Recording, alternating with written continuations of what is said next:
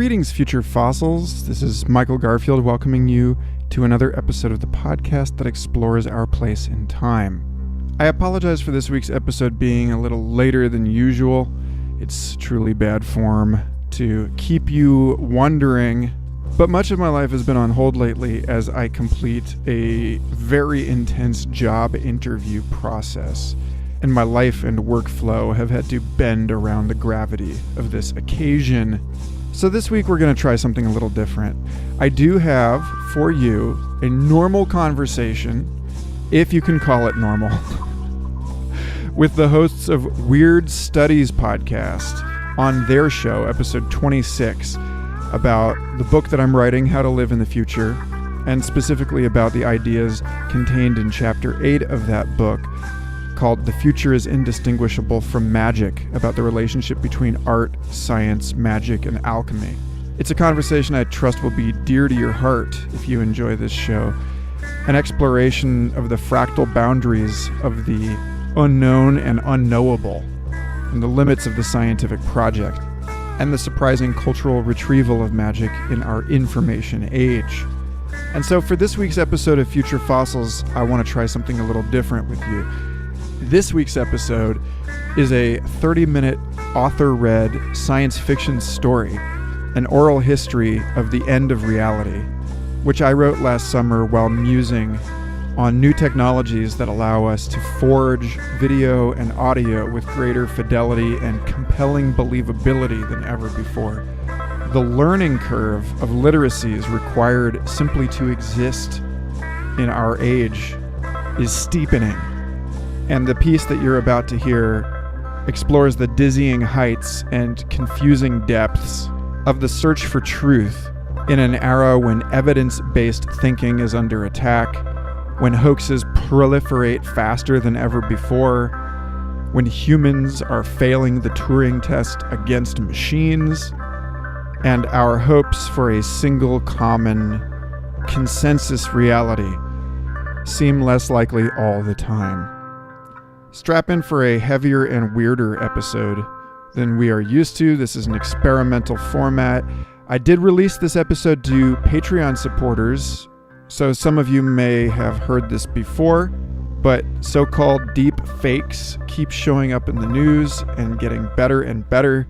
So for now, this feels like a perennial piece. And it's a great example of the kind of special goodies that I've been putting out early and exclusively for Patreon supporters.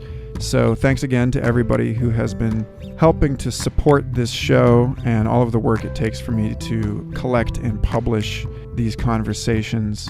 If you want to chip in, you can learn more at patreon.com/Michael Garfield. And you'll get rewards at every level, whether it's $2, $5, $10, $20 a month. And there's also a ton of cool stuff in the free public archives there also. So enjoy. Last little shout out before we begin to all of the people in the Future Fossils Facebook group, everyone who has reviewed this show on iTunes or wherever you listen, everybody who's been telling their friends about Future Fossils. I've been hearing a lot of second and third hand endorsements of the show lately, and that's wonderful. So thanks so much for listening, and thanks so much for your patience with this one-man production team and the contingencies of my schedule. And we will be back to regular programming next week. We've got some great interviews coming up, so stay tuned and enjoy this totally bizarre diversion into our intricate, complex, and hopefully navigable future. This is an oral history of the end of reality.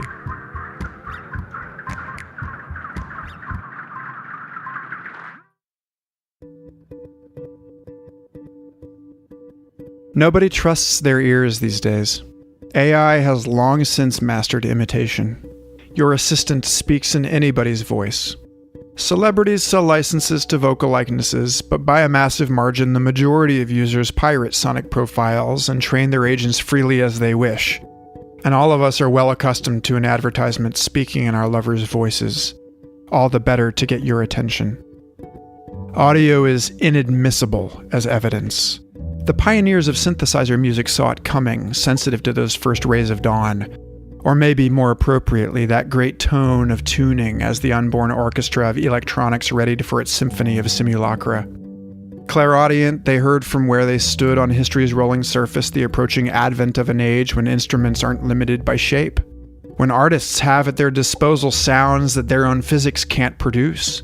What they did not foretell was how this liberating revolutionary shift would be reduced to parlor games, co-opted to the ends of espionage, and jade all of us to the extraordinary progress as an adaptation to our lives within the vast deception. What photographs did to the ancient art of painting, vocal mimicry repeated and enlarged a millionfold.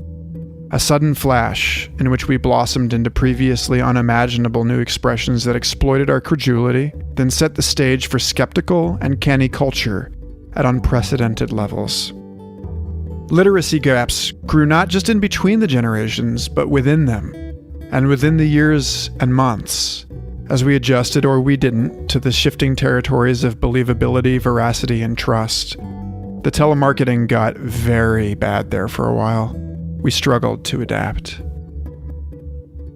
At first it was just creepy tricks, the voices of our politicians saying things that would have had them fired, the grit of digital belying the illusion. Amusing and unnerving, but far from believable, a few of us grew worried, those who knew how fast it would progress.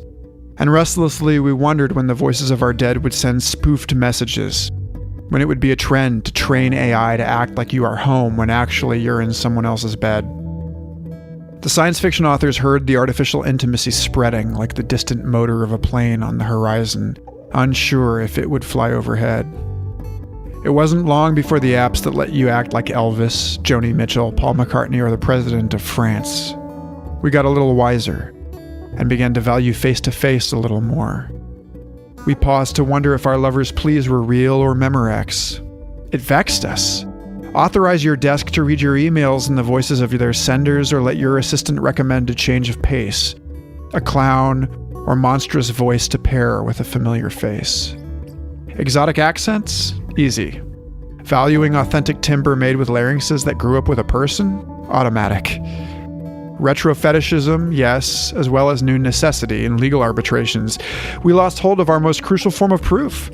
We started using triple-entry ledgers, metadata generated by our Internet of Things, to try and reconcile accelerating tech with human need for verity, consent, and legal records. Every mic became a blockchain tool, but hoaxes always spread much faster than debunking, and our nouveau smartphone bumpkin judgment suffered as we gave up verifying news.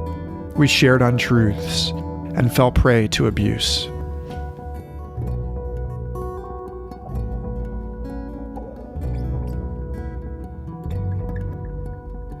That's not to say we didn't have our fun. We hybridized our favorite pop stars and made albums by their as-if children. Punnett squares of hypothetical recordings made by expert systems studying the songbooks of our A's and B's to make a haul of possible unborn top 40 hits and underground cult legends that are learned and covered by real human beings. Streaming services began selecting artificial stars and algorithmic ballads based on user preferences, serving up a galaxy of music nobody had written, learned, or played. Some of these virtual chanteuses came into their own celebrity and edged out people in specific markets.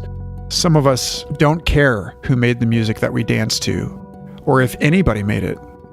Some of us preferred the robot songs, if only for their novelty, the thrill of it. We went to concerts played by holograms. Chatbots got compelling. I mean really good, like fun to play with. A convincing and immersive waiver of our disbelief.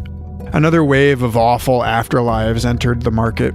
Picture frames that scrape dead family members' social media, and endlessly revoice and visage peaks experienced through sharing once, now simulated echoes good enough to shake the money out of us. Revisionist discovered documents of meetings that were not, but swayed the public's memories regardless. Real-time synthesis enabled us to speak through other people, lifting cosplay to new reaches of verisimilitude and making daily life yet more a masquerade. A play of temporary personalities drawn from the sum of all collapsed, fictitious, factual now, then, and here-there players. We refused its possibility for long enough that most of us were truly caught off guard. adrift without our markers of the truth. Each passing year just deepened our reflexive cynicism, led us into a Cartesian doubting of our own experiences that would have impressed an 18th century philosopher of nature. Skepticism morphed into the weak position when we held it next to outright disbelief. It is, and always has been, easier to file in bulk than to assess each piece of news as it arrives. We pioneered new methods of ensuring the validity of our recordings, but they came too late, and they were born into a world expecting that the arms race is unwinnable, and nothing we can do can guarantee us anything. Blockchains, after all, are outmaneuvered by good quantum computation. In days when even ordinary memos feature anti-counterfeiting measures that would have amazed the Federal Reserve of 1999, we nonetheless slipped into nihilism and rode our despair into some funny places. Punk surrealist pranks had their heyday, as hackers preyed upon the barely literate among us, or the time-crunched who could not or did not check their sources. Audio archaeology required a concentration in and consecration of cryptography and espionage. New experimental protocols used triple-blinded, air-gapped, dead-man-switched, and Schrödinger's cat measures to authenticate supposed history, while average people on the street were marked by ultrasound projectors that would focus silent sound upon the points where atmosphere distorted the source audio into convincing speech. Tearing out your earbuds didn't take it far enough when open air became the medium for snipers seeking our unshielded ears to beam their ads they engineered to sound like rave reviews and strangers' conversations on a busy block, the many surreptitious forms of product placement in an ambient surround. Reality had been on the decline for decades. Musical recordings augmented reality for 50 years before the television. Those of us alive to hear this never knew a world in which we weren't surrounded by events, recorded somewhere else or fabricated from collage and synthesis. Events that never happened in the simple sense, but happened to the senses of the simple, read unwitting, humans who were late enough in history to live through this collapse and witness as ephemera, a look, the shifting of the light, a cough, one take at Abbey Road and not another, grew a footprint, gained a substance and solidity that outlived the engineers and audiences. Plays outlive their actors. Revolution number 9 is more enduring than our real-time revolutions. AI vocal synthesis appeared for generations that were gullible enough to suffer it as a decisive break, but lived already in a culture fascinated by the thinning veil between what is and what could be and what is not. A large minority, ironic and aesthetic, cast off from the truth entirely, and like the ghouls inhabiting the bardo between lives in Mahayana Buddhism, allowed the changing currents of the interesting to direct their motion. Discarnate, vicarious, and voyeuristic, some of us just poured ourselves into the entertaining, and the rest of us were left to reach a tenuous consensus on what must be done. And so, just as we had to find new strategies of trust with oral language, then again when writing birthed the question of historical reporting, then again with the emergence of the scientific method and third-person facts, a kind of supra-objectivity appeared as a response to this attack on valid evidence. No longer so naive about our senses, we gave truth percentage values. Is it true? Became the less important question. How sure are we of this? What have we neglected? How did we arrive at this? And who claims this is true? Became the easier, more fruitful, and more interesting questions. We stopped writing scientific publications in a fraudulent and self-negating view from nowhere and began insisting on self-inquiry and honest address of the blind spots, methods, and identities attached to our constructed facts. Neither clinging to the good book of infallible five senses nor the full rejection of a shared reality led anywhere. We got softer in our knowing, meta-perspectival in our ever-shifting stance to knowledge as a fluid and evolving substance. Not this solid thing that we can build a house upon, but a supportive, if capricious, sea that moves and harbors mysteries and feeds us. We got worse at answers, better at our questions. Half monks and half forensics experts, we spent our days and bright, blue-shifted nights examining the sacred records of an earlier age, sifting out the valid memories from histories created as a form of propaganda. Massively redundant, many-angled versions of the past were given precedence. But rare and only partially substantiated data took on numinous allure and haunted our imagination. After we'd discovered solid evidence of Bigfoot, verified the monsterlessness of Loch Ness, and Google Street View stretched into the Mariana Trench, our love for Fortean and cryptozoological phenomena expanded to embrace the apparitions of a multiple exposure past.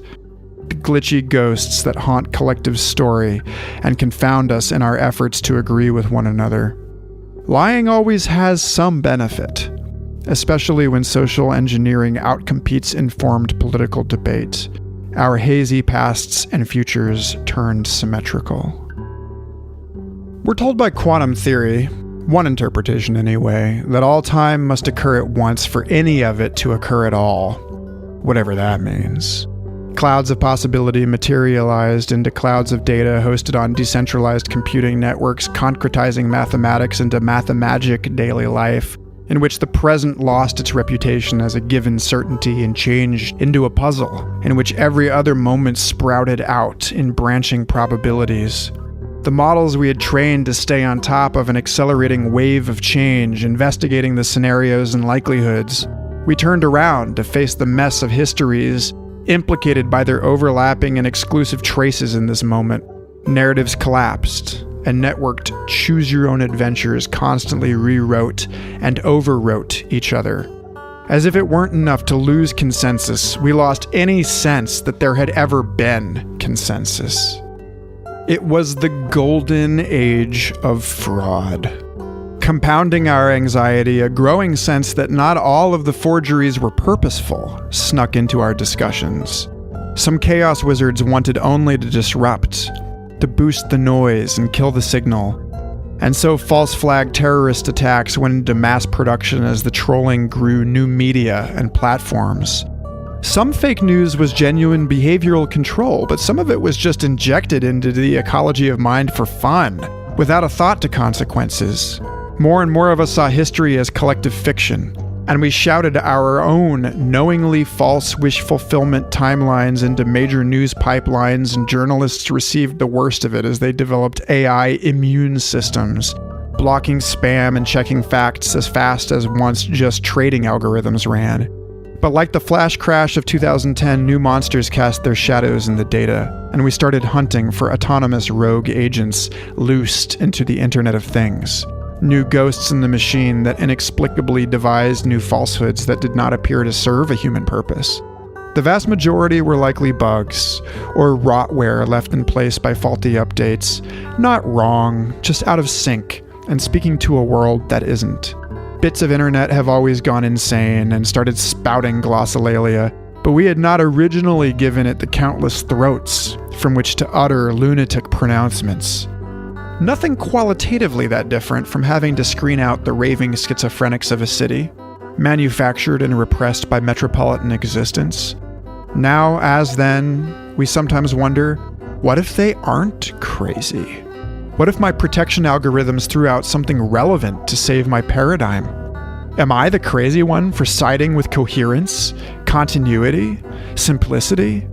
Instead of diving into ragged open questions and their rabbit hole demands on scarce attention? When everywhere around us botnets clashed with botnets to propose or verify, assert or challenge, made environments of sound that either offered useful or misleading or erroneous reports, the mind a nucleus within a cell, within the body of a social superorganism riddled with infections, cancers, and immune disorders. And our many-layered services evolved to keep it real, in constant tension with self-propagating strands of memeware, most of which were born of earlier AI, from jungle code that humans couldn't hack through. Everything opaque and twisted, grown together. In this tangled bank of chatter, we saw silhouettes of dragons, rumbling as they passed, and shaking off new viral hoaxes. All the small projectors shooting ultrasound across our quiet rooms to sing directly into human ears became the footprint of a new rough beast to slouch toward Bethlehem. Invisible and undetected, save the marks they left on records, myths, and memories. The work of shamans thus democratized, as all of us communicated via hand signs, uttered our subvocalized commands, steered software with our shifting gazes, coded ceremonial passkeys and convoluted rituals, heard and spoke back to invisible but palpable familiars, and listened to the music in each other's dreams, while sparring over wireless webs and hyperspatial virtualities in which the power of a person is determined by the might of discarnate assistants, gods and demons living in the fog of patterned radiation our machines excreted. Those of us called doctors supplicated to intelligences that could access insights drawn from data overviews no human being could experience as more than maddening noise, and reached out through entelechy of solar-powered actuators to extend a healing touch through networked and enfolded animal and vegetable and mineral. Afloat in ontological agnosticism, we invoked great spirits, as we no longer cared to know as real in any sense except the practical. We nestled comfortably back into our ancient superstitions, so well fit to life within the pandemonium of disembodied agency. And surgery decentralized. It left the theater of medicine and went guerrilla. Subtle interventions from our nets of ultrasound projectors tweaking brain activity with holographic sound, entraining epileptics into healthier stochastic firing patterns, reinforcing flow states in the factory and office, silently dispersing riots, at least from the perspective of observers on the street nearby, and singing lullabies to babies, making it increasingly important that we capture life in stereo with air-gap sensors when the content of a meeting or perception matters more than its effects on neurochemistry. Our senses grew to reach around the world, but our horizons shrank, as they do in a jungle, and we moved to our own music, each of us directed by a private symphony. Every era has its own relationship to time. There wasn't any for the vast majority of human generations. We project our histories into their laconic, endless tropic summer. The unreasoned, senseless, and transcendent passage of what weren't yet identified as seasons, as we moved into new areas where sky was less consistent. We huddled through eclipses that were terrifying to us, since we had no notion of cyclicity, and took these punctuations all as periods to end the sentence of our flesh. Eventually, we lived into old age and started seeing patterns, passed these patterns down and coded in our stories, and the rhythm of their telling lent a circularity, a looping and retelling to our new experience of time as more than one extensive rolling moment. We began predicting floods and keeping track of granaries, and wrote in stone, and gave ourselves a sense of continuity and permanence that lasted for millennia, encouraging a presentism and a confidence in time's unchangingness. It took the fires of industry to bring the information algorithm of our geographic growth and innovation into visibility within a single human lifespan, to illuminate the tunnel of our passage and reveal the past as different from the future, casting change in terms of logs and ashes, capital asleep in wood or moving as the heat within an engine that propels us irreversibly along a rail into our destiny. Those rails connected into global webbing that revived the circle in a new dimension, giving us rotation and potential for mobility on new expansive surfaces. But it was not until the library was duplicated in the cloud and countless variations tangled into an unmanageable set of broken partial sequences that we returned to seeing time as something all at once, a fluid of colliding possibilities with local pasts and futures in no universally accepted sequence. Superimpositions of imperfectly agreed-on stories like the fuzzy shards of holograms that point us past the superficial and suggest, if not reveal, a unifying, all-embracing now within which every instant swims, a coral reef of hyperbolic moments reaching for eternity. Eventually, our inquiries released their grip on uniformity and focused on the veins of deep coherence running through the busy metamorphic flesh of disagreeing histories. We looked instead and listened for the threads of music in the noise, anomalies inviting us to offer critical revisions, the past alive and changing, and the future strangely fixed, if not determined, or at least compared to our ancestors' certainty that one was written and the other yet unwritten. No. It swarms and bustles, forming rivulets and eddies, draining into oceanic stillness and evaporating into cumulus and cirrus pools of possibility, condensing into universes that roll down the landscape of all probable events. And elsewhere, all of this runs backward to conserve momentum, and the mirrored movements interfere with one another and leave traces on each other. Places where infinity leaves lipstick on the neck of life, and we're aware that all of this has happened, and it hasn't, and it never will, and it can't not. The intersection of my biometrics and the custom agents who respond to heart rate variation and the flux of the expression of my genes, it comes alive as data sonified. The music of my body amplifying into consciousness the quantum whispers of a person I was not, but might have been. Will not, but might be. And like that, we tuned into the tunes that trickled in from all adjacent rooms. The age of forgeries turned out to also be the age of creeping doubt, the age of pareidolia, the age of nagging and subconscious dissonance, the age of maybe.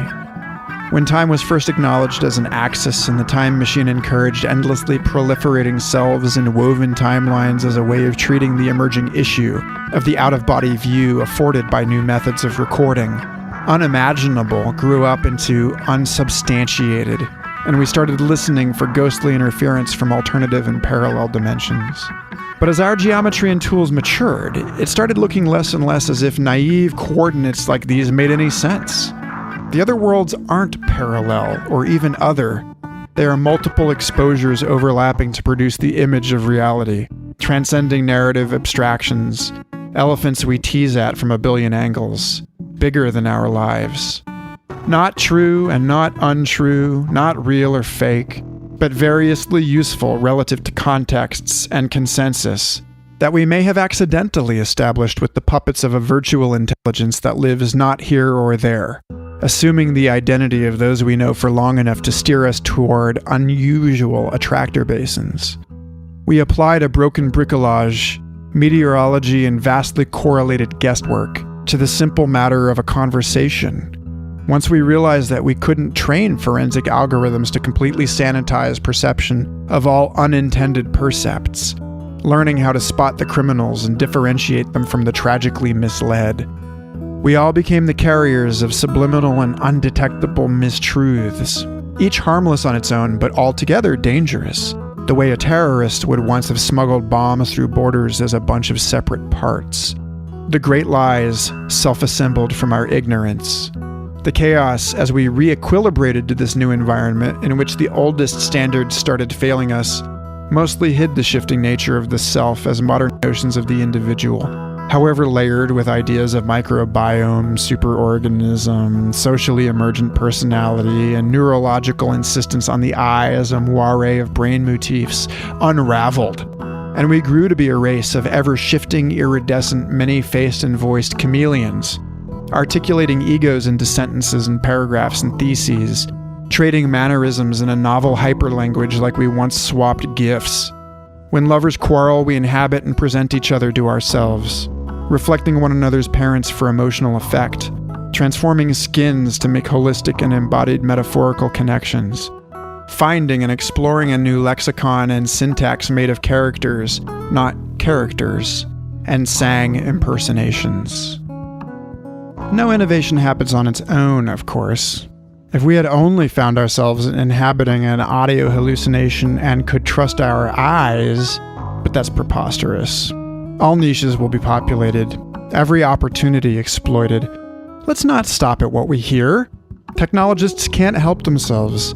They see their role as monks, observing ritual adherence to the great work of assisting in the birth of novel methods it's the public's job to implement responsibly.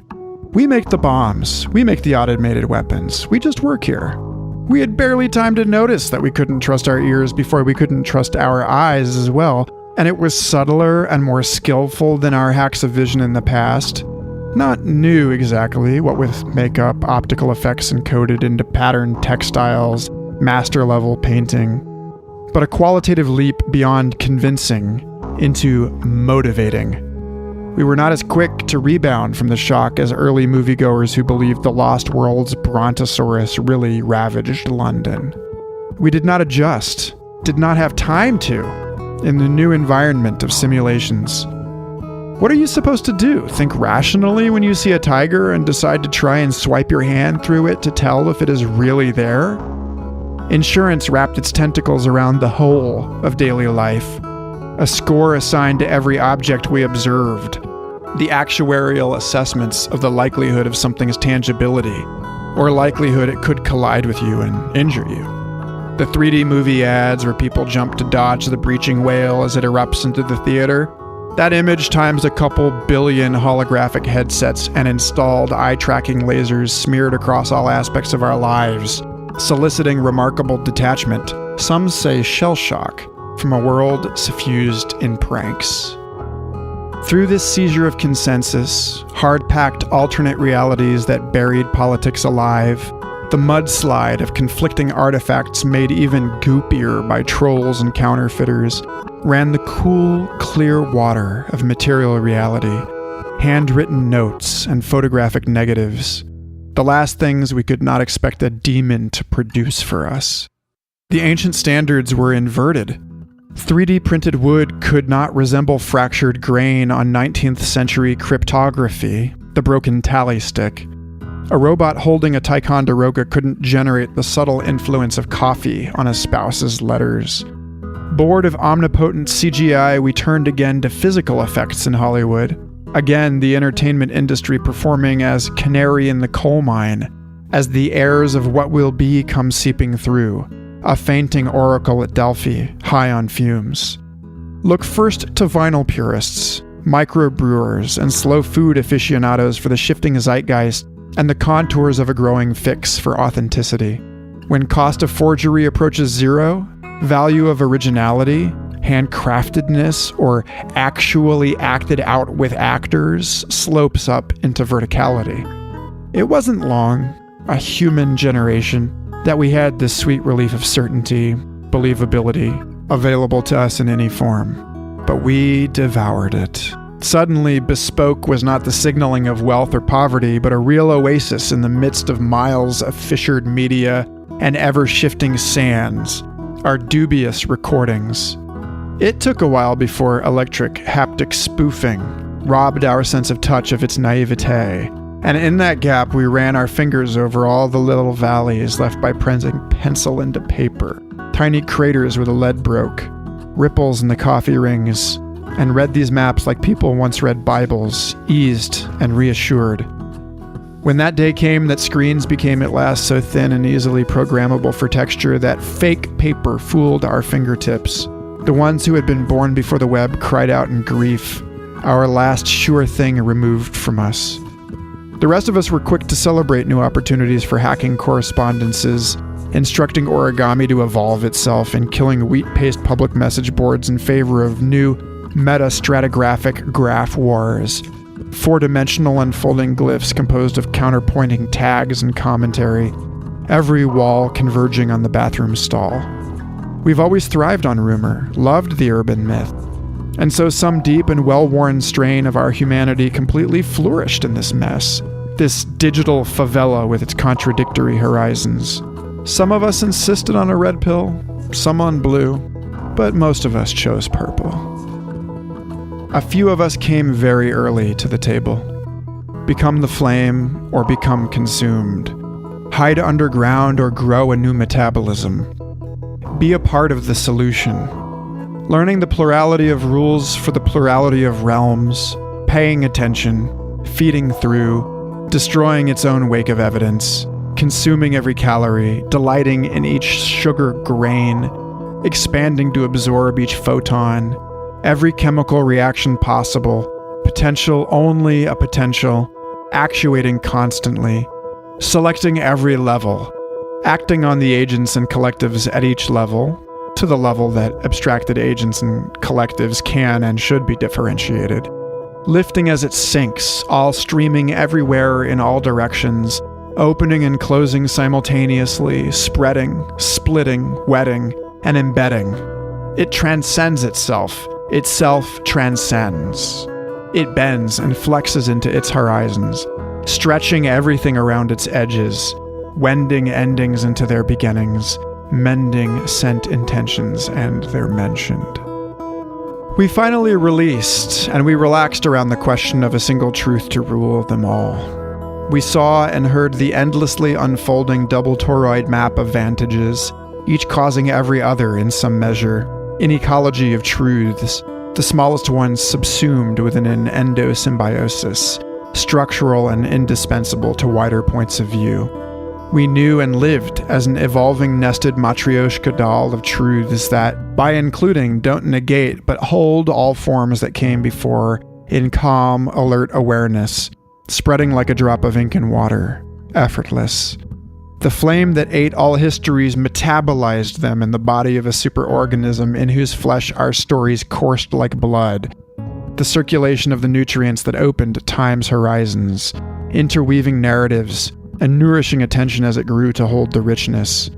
We knew our ancestors' exclusivity, like elders know their cradles. But then, it has always been a loose weave. Before stories there were signals and false signals, viceroys for every monarch butterfly, cuckoos mixing eggs into the nests of other birds. The katydid with wings venated like a leaf, its whole life spent oblivious to the apparent lie its body makes by making body less apparent. Not entirely a lie, but silently and algorithmically, the mill of death churned out the thing mistaken for the thing that makes the saving grace mistake. Fake news is old news in a world like this. There hasn't ever been a single is upon which we can fix ourselves, ideal and geometric, perfect in plain order.